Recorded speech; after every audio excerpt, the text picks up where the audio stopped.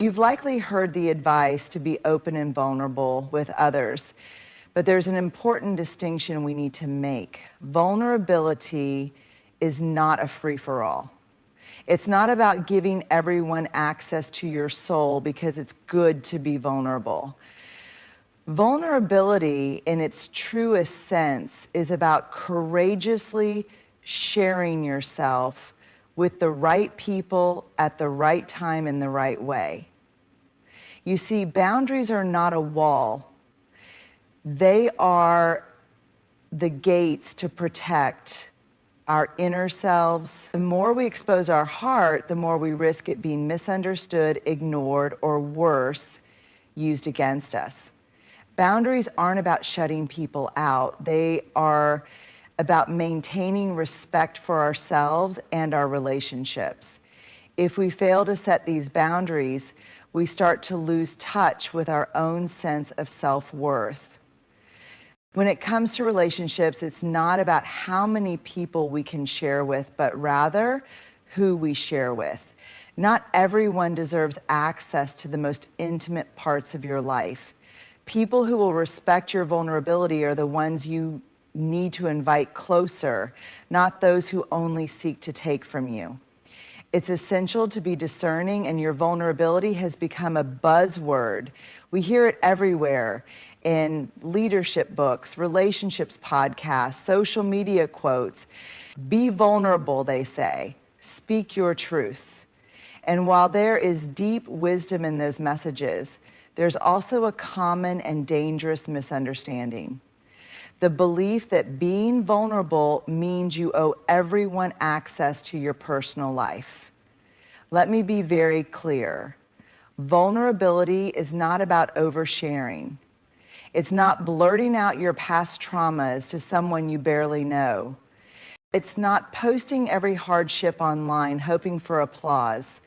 Vulnerability is not about exposure for exposure's sake. It's about intentionally choosing when, how, and with whom you share the tender, real parts of your story.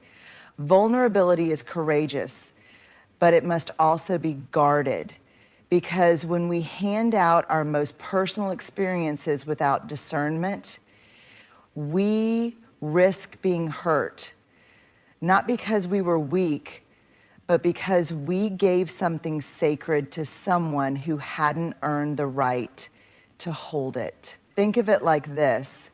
Your story is precious cargo. You don't toss it to anyone passing by.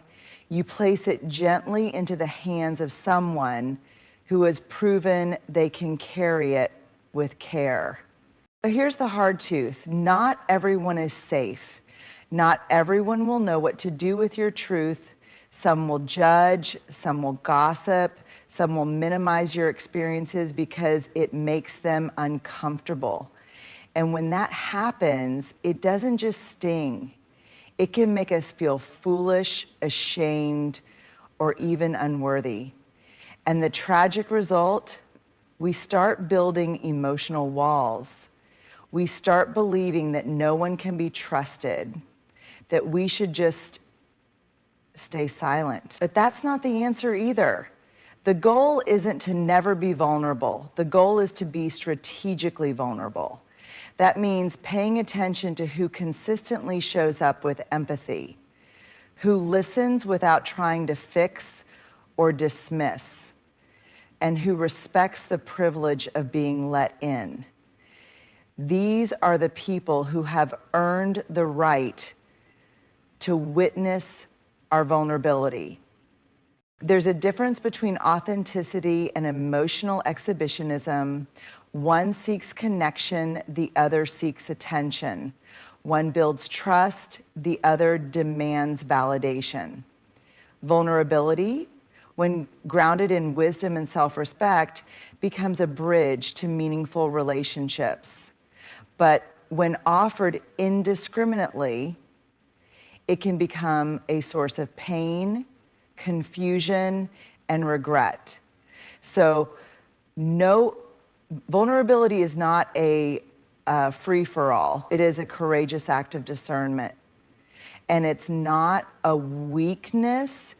It's the strongest, most self-aware thing you can do to say, I choose to share this part of me with care because I know I'm worth protecting. There's a quiet kind of strength in being able to say, this is where I end and this is where you begin.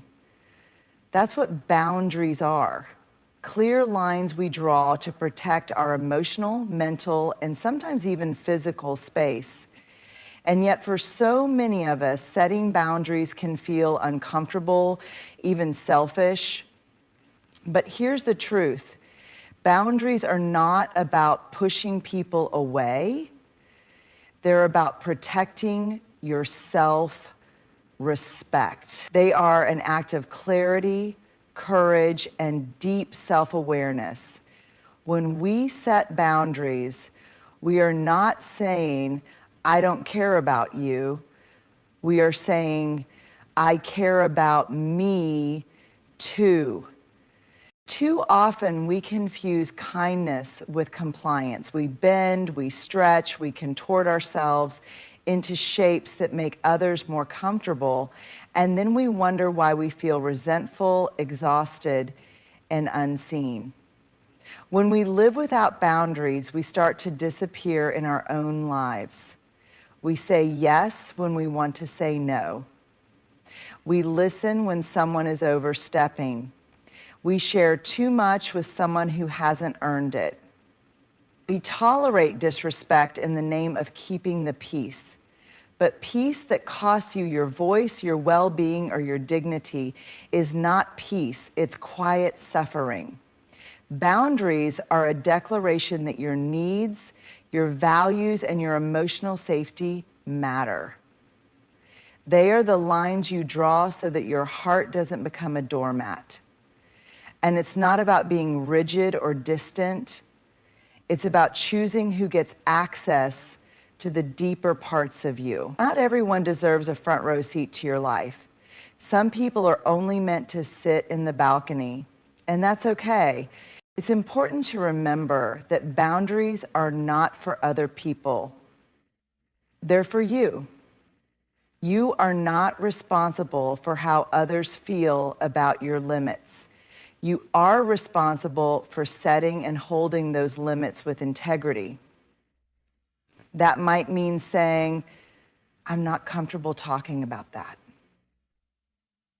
Or I need some space. Or even, I'm not okay with the way you're speaking to me. And yes, it might disappoint people, but disappointment is not the same as disrespect. People who truly love you, people who are capable of healthy connection, will not be threatened by your boundaries. In fact, they will respect them because they respect you. And if someone reacts with guilt trips, manipulation, or anger, that is a reflection of them, not a failure on your part. Boundaries are also a radical form of self-trust. When you set a boundary, you're telling yourself, I believe my feelings matter. I trust myself to know what I need. I am willing to protect my peace.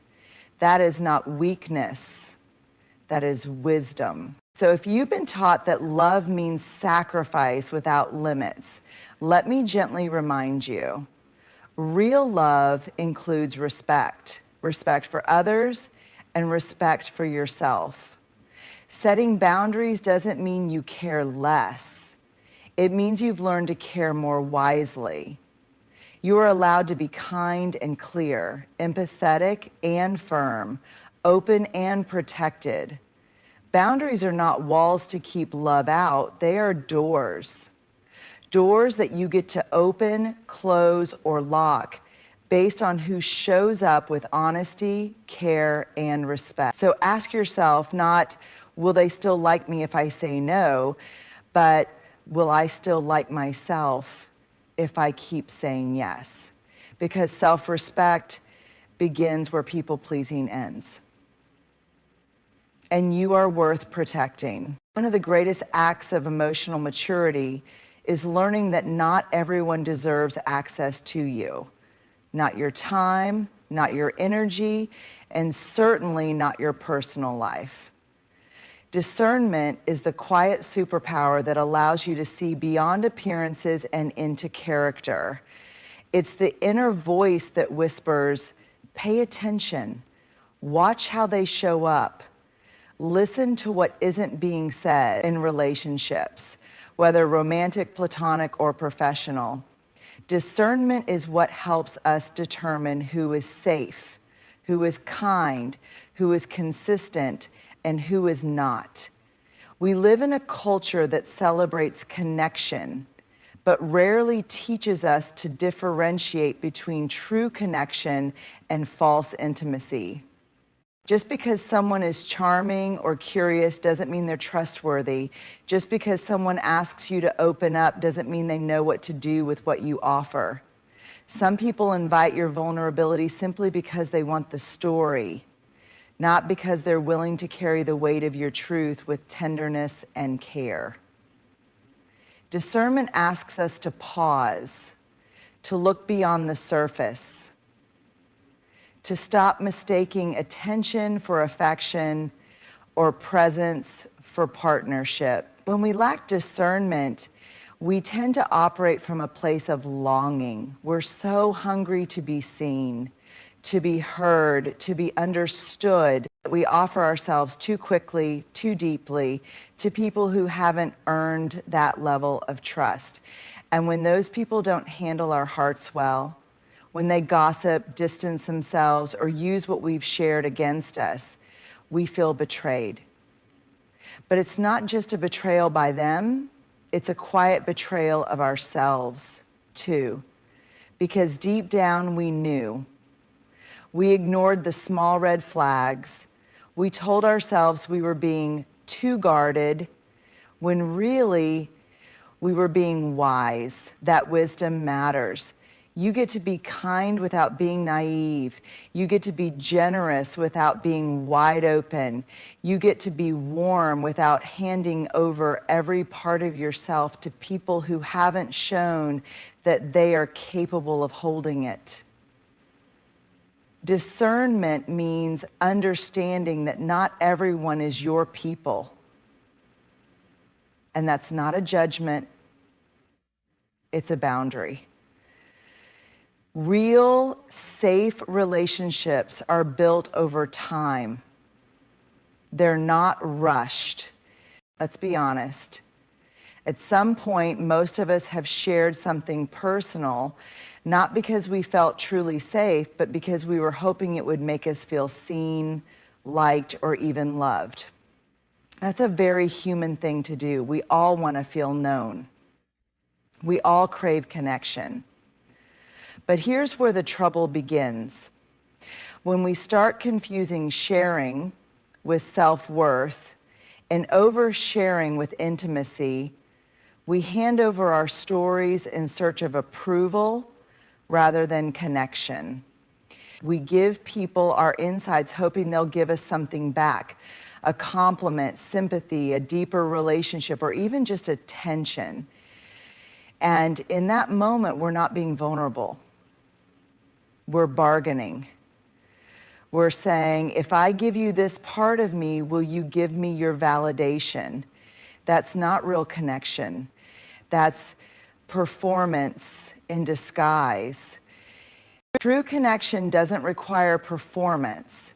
It doesn't demand that you lay out all your wounds to earn a place at the table. Real connection is built on mutual respect, empathy, and trust, not on how much you're willing to reveal to feel included. When we share parts of ourselves with others, it should come from a place of wholeness, not a place of emptiness. From a place of, I'm already enough, and I'm choosing to share this with you, rather than I'm hoping this makes you like me. There's a quiet strength in being able to sit with your own story first, learn it, understand it, heal from it, And only then decide who is worthy of hearing it. If you share too soon, too deeply with the wrong person, their response can shape how you see yourself. Validation isn't inherently bad. We all need it in small doses. But when it becomes the main goal, it leads us to places where we compromise our authenticity. We start curating our truth instead of living it. We present edited versions of our pain. We fish for reactions instead of building relationships. And worse, we start measuring our worth by how others respond. Did they like what we said? Did they reply quickly? Did they open up back? If not, we feel small, insecure, maybe even ashamed. But sharing for connection is slower, gentler. It respects the sacredness of your story. It says, I don't need you to fix me or praise me. I just want to be seen for who I really am, and I want to offer that same gift back to you. When we share from a grounded place, we invite people into our lives who aren't looking for drama or details, but for depth. People who respond with, we live in a world that constantly encourages us to be seen, to be open, to be vulnerable. And while there's beauty in that call, there's also a danger when we forget that not everyone has earned the right to witness the most sacred parts of who we are. Your personal life is not public property. It is not a tool to gain approval or a currency to buy belonging. It is your lived experience, shaped by pain, joy, healing, and growth. It deserves care. It deserves discernment. And most of all, it deserves to be protected. Vulnerability without boundaries is not courage, it's exposure. Sharing without trust is not intimacy, it's risk. And seeking validation from others will never replace the deep, steady knowing that your worth comes from within. So no, you don't have to tell everyone everything. You don't have to offer your story to feel seen. You don't have to prove your value by how much you're willing to give away. You can be honest in private, you can be open and guarded, you can be real without being raw in front of everyone. Let your boundaries speak for your self-respect. Let your discernment honor your emotional safety. Let your story remain yours, shared only with those who've earned it. And above all, remember this: you are not more lovable when you are more exposed. You are not more worthy when you are more understood. You are already enough. Fully, completely, quietly.